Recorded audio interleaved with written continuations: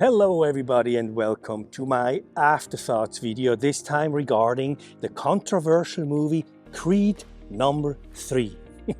I say controversial because we had to do a poll, because almost 40% of you guys said, yeah, no, you don't have to watch it, because Rocky is not in it, and I totally understand that, believe me. But a little bit more, over 60% said, no, you should check it out, you're gonna love it, it's a great movie. So we watched it, and I have to say they were right. I mean, it was a pretty cool movie. We both liked it a lot, and it was very entertaining. I'm glad I saw it. Now, of course, I missed Rocky. That's a given, It was kind of strange to watch this movie without Rocky, but at least they mentioned his name once, at least that. But yeah, the movie, I mean, it was great. It did feel different than the Rocky movies. It was much darker, and I would say it felt more like Rocky 5, actually, a little bit darker with the theme and everything. But as you know, I liked Rocky 5 too, so it's not a knock on Creed 3 at all. I liked both movies very much. And the storyline of Creed 3 was pretty good. I mean, it was very clever to create that character from the past and bring him back, to create all those situations, the guilt trip and a little bit of revenge. And it affected all the characters and created conflict amongst all those characters. I mean, between Adonis and Damien, of course, and between Adonis and Bianca, and even between Adonis and Little Duke, the trainer. So there was conflict all over the place. So I thought that was very well done. What I liked the most, I guess, was Michael B. Jordan's directing. I have to say, I was very impressed. His first time directing a feature film.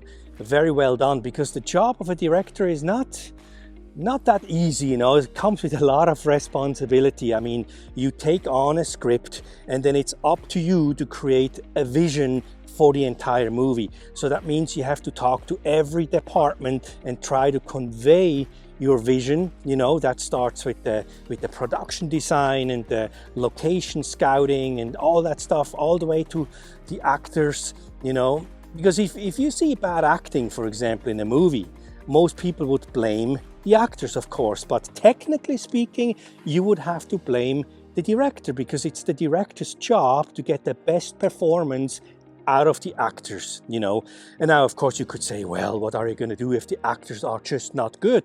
Well, again, it's the director's responsibility, because you have the casting director pre-selecting people. They do a lot of casting, they see a lot of people, but ultimately it's the director who watches the selected actors and then says, I want her or him in my movie. So it all comes down to the director. He has all the responsibilities. He's talking to the cinematographer about the shots and everything. So it's a lot of work. Now, what I really liked about his directing was mainly two things. I really liked the cinematic shots that he and his cinematographer created. For example, he had this great view from his house. You saw Los Angeles downtown at daytime, and then there was another shot at nighttime. And then there was a nice silhouette shot of the singer and the great image of Damien's entrance. That was cool. And another one of Felix's entrance, and ultimately, of course, one by Adonis with the fireworks. Then we saw Adonis running away as a kid. That was a really, really cool shot, yeah. And then there was more running during the training montage at daytime and more shots at nighttime. So altogether, good stuff, And then the second thing I really liked was the slow motion sequences during the fights. That was really cool. I remember this one shot with the elbow. That was like in slow motion, really nice.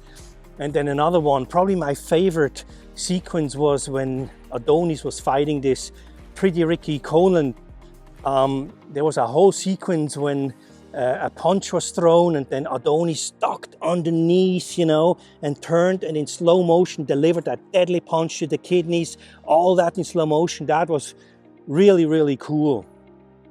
Or another one pops into my mind when Damien delivered a really deadly punch right to the gut of Adonis, and you could see his face, you know, in slow motion, and even the sweat flew away from his back. I mean, really cool images, I have to say.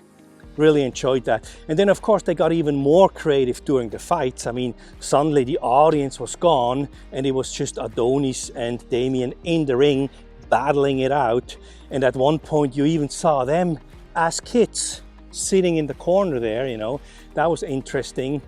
And then at one point they were actually in the jail fighting it out, you know. I think maybe that was a little bit too fancy for my taste, but you know, it still worked because that was Damien's world for 18 years, the jail cell, you know. So they were fighting there. And then we had this double punch when they punched each other at the same time, and then wow, we're back to reality.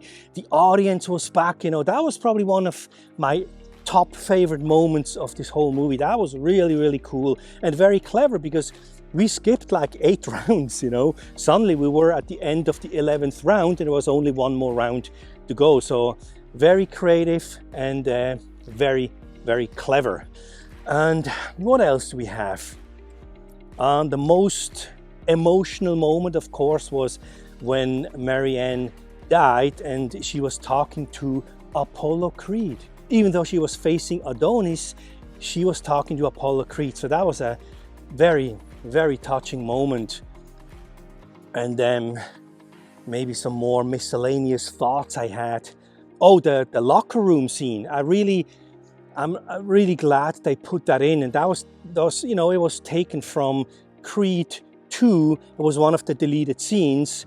If you haven't seen the Afterthoughts video, I show the entire deleted scene, the locker room scene in Creed 2. Very, very important scene, and I'm glad they brought it back for Creed 3 because I didn't feel complete the way Adonis and Damien left it off after the fight, you know, and I was happy to see that they met in that locker room and talked about it and kind of realized, you know, it wasn't really on you and it wasn't on me either. We were kids, and you know, they pretty much shook hands in the end, and I assume we're friends again. So I think that was very important. It felt good to see that those two men made it right again, you know. So that was good. And by the way, in case you're asking why there wasn't more scenes with Amara, for some reason we didn't have any subtitles, you know, so we didn't really know what they were saying. I mean, we got the gist of it, of course, but that was one of the reasons why there wasn't more of that in the movie. And also, one more note about this actor, Jonathan Mayers. I have never heard of him, and I was very, very much impressed by him, I have to say. I mean, his acting was fantastic. The way he played this character, he could be so charming on one side, and then on the other side, he could be so evil in the ring. So I really think he kind of stole the show because his acting was captivating, I have to say. Really cool. And then we heard the Rocky theme song at the end of the fight, and I thought that was highly inappropriate to play that song because it's not a Rocky movie, it's a Creed movie. So don't make the people even more mad by playing this theme song. I thought that was a poor decision to play that, but you know, it is what it is. But well, that's pretty much it. And I guess now we wait for Creed number 4. I looked it up on Internet Movie Database Pro and it was listed as being in pre-production. I looked up the cast and only 3 cast members were listed so far, and that's the Creed family, Adonis, Bianca and Amara. And there was absolutely no hint about what the story is going to be about. Of course, people speculate. I don't know if they're going to create a new opponent for Adonis or if maybe Amara starts boxing. We'll see. And maybe that movie comes out in a year or so, and then we'll revisit that and watch that as well. But for now, just let me say thank you for your support and thanks for being here, and I'll see you soon. Bye-bye.